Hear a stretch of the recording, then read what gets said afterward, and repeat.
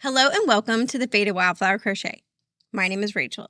In today's video, we're going to be talking all about the ergonomics of crochet.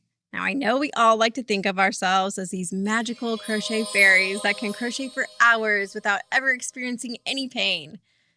But the truth is, we're just human. And unfortunately, part of being human means getting aches and pains. But fortunately for you, I have 12 tips that are going to help you prevent some of the pain that comes along with crochet. Huge disclaimer right off the top, I am not a doctor. I am just a lady who crochets a lot on the internet. So if you are experiencing persistent pain that just won't go away, please consult your doctor. While I'm not a doctor, I have been crocheting for over 15 years, and crocheting is both my hobby and my job.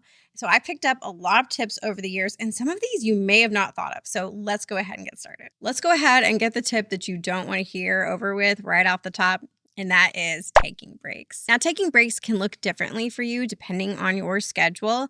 Now, crocheting is my job, and so I try to schedule my day in such a way where I'm crocheting for a little while, and then I'm doing computer work for a little while, and then I'm crocheting for a little while, and then I go do the dishes for a little while. I never sit down for hours on end and crochet. As much as I would like to, I know that this is just not good for me. But taking breaks can look differently for you depending on your schedule. So maybe you take one day off a week where you don't crochet.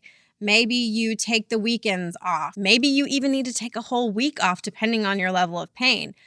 But no matter what your schedule looks like, you need to take a break every 45 minutes. And the perfect thing to do while you're taking a break every 45 minutes is to stretch. Now, I have to admit that stretching is something I neglected for so long in my crochet journey, but it is pivotal. Now, if you're a little bit confused, you don't know where to start when it comes to stretching, I have been using this video by Furls, which is a crochet hook brand. And in this video, they show you a few different stretches that you can do to help prevent and to mitigate crochet pain.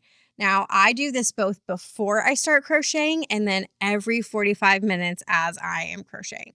And like I said, most of the time, I only sit down for 45 minutes at a time anyway, so I both do the stretches before that 45-minute session and after. And I have to say that since I've been implementing these specific stretches from this video, I notice a huge difference in my pain level. Now, I do also do a few different kinds of stretches in addition to these ones, depending on where my pain is that day. The great thing about YouTube is that you can search stretches for this type of pain and you can find videos, and a lot of times they're from physical therapists showing you different stretches that you can do to help with that type of pain. Now, I do want to caution you once again to be careful. And if you're experiencing really extreme pain, you definitely want to consult with a doctor first before trying any of these stretches. Another thing kind of similar to stretching is yoga. And I do not hear enough crocheters talk about how good yoga is for your body. I notice a huge difference when I am in a good habit of doing yoga. My crochet pain is a lot less. It may seem a little bit counterintuitive to be down on the floor, putting pressure on your forearm if that is the muscle that's in pain. But for me, I find that it really helps stretch the muscles. It helps strengthen the muscles. Now, if you have never done yoga before and you don't know where to start, I really suggest Yoga with Adrienne. I love her videos. Her videos are really accessible. Again, if you have never done yoga before, she always kind of gives you alternatives that are maybe a little bit easier if you're new.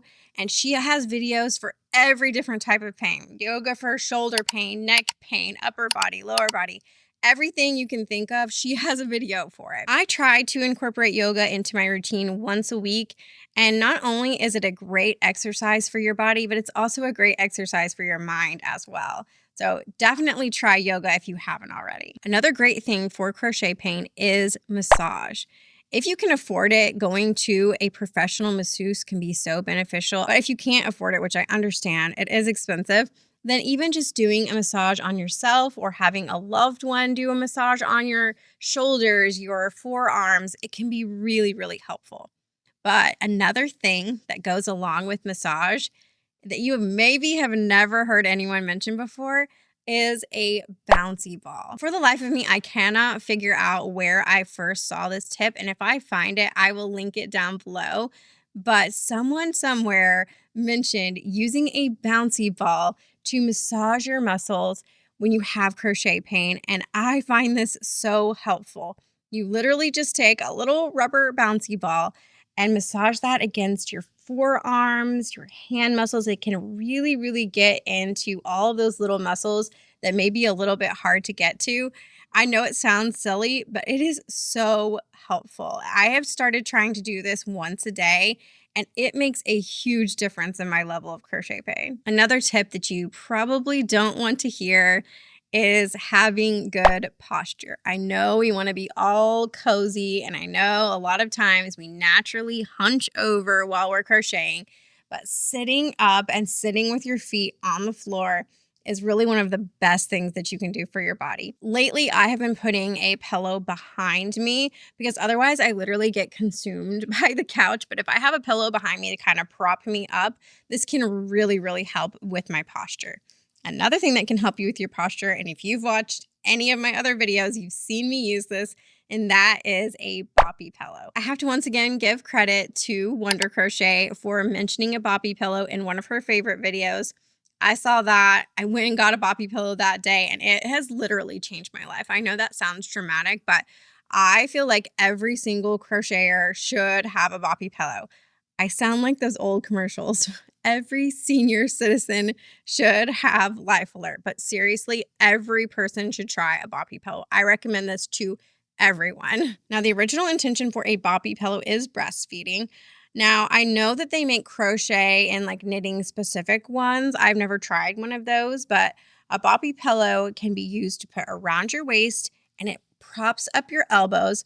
Not only does it help support your elbows, but it also gets your project right in front of you so you're not hunched over like this.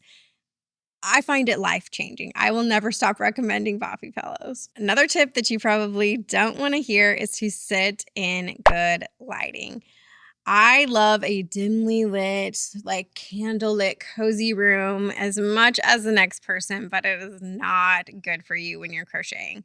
Not only is it bad for your eyes, but it once again contributes to you hunching over so that you can get closer to your work to see it, which is not good for your posture. Now, I just like to turn on my overhead light. It is quite bright.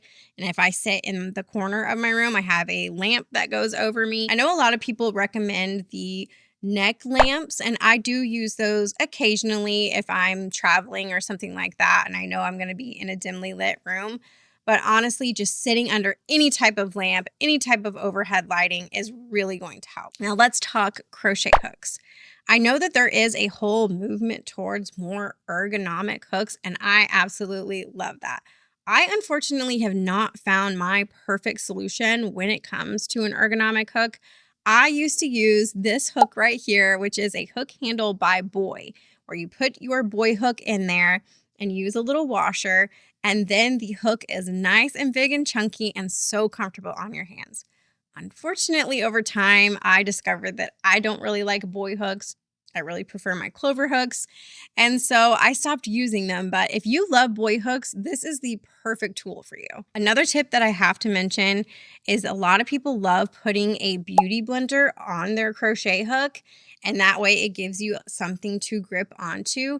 Again, this is not my perfect solution, not because it's not comfortable, but just because I don't like the texture of beauty blenders, but that's a me problem. So if you don't mind that texture, this could also be a perfect solution for you. But let's talk about crochet hooks in general.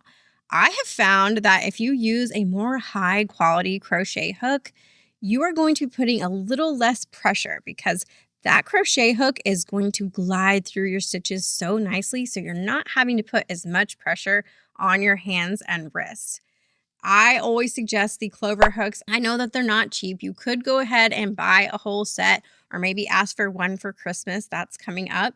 But also, if you know that you use, for example, a 4mm crochet hook, you could buy just that one in the 4mm, and that could help when you're working on projects with that size. But just so you know, you probably are going to end up getting addicted to them and want one in every size anyway.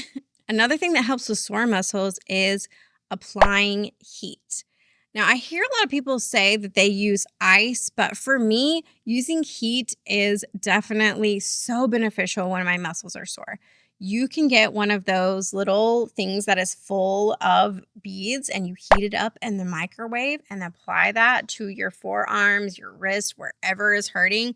And it feels so nice. But just a warning, one time I had one and I tried to heat it up too long and it exploded everywhere in the microwave. So please be careful. But if you don't have one of those, you could also use a warm washcloth, a heating pad, anything that is going to put heat on those muscles. Now, another thing that you can try is taking a warm bath. Now, I know not everyone is a bath person. I personally am.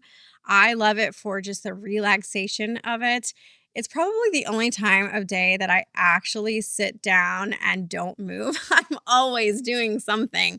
And so really taking a bath is so relaxing, and it also helps with sore muscles. You can put something in your bath, like a nice Epsom salt, that can help soothe your muscles as well. I will link my favorite one down below. It's really not an expensive option. You can get it from Walmart, but I find that so helpful. And this is another thing that you can put easily on your Christmas wish list is some nice bath salts to help soothe your muscles. The last thing that I have to talk to you guys about today is compression gloves. Now, I don't wear these all the time. I find them especially helpful though in the colder months. I have really poor circulation, and I find that in the winter months, it's even worse. So putting these on can really help my circulation, help keep my hands warm, and it can help with crochet pain as well. I know a lot of people swear by them and they wear them all the time. Like I said, I tend to just wear them in the cooler months. I find that if I wear them in the warmer months, then my hands just get too sweaty for me to be able to do anything. I will show you the ones that I use, but they are not much to look at. And I did have to cut off the fingers so that I could be able to get anything done. I also have really small hands, so they would probably fit other people better, but honestly, they do the trick. That is all I have for you guys today. If you have any other tips, be sure to leave them in the comments down below and let me know if you got to this part of the video.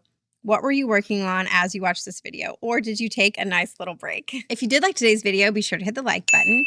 You can subscribe, stick around. Let me know what other kind of videos you want to see next. You can follow me on Instagram. Check out my Etsy shop. You can join my Patreon where I make bonus videos as well as an exclusive pattern once a month.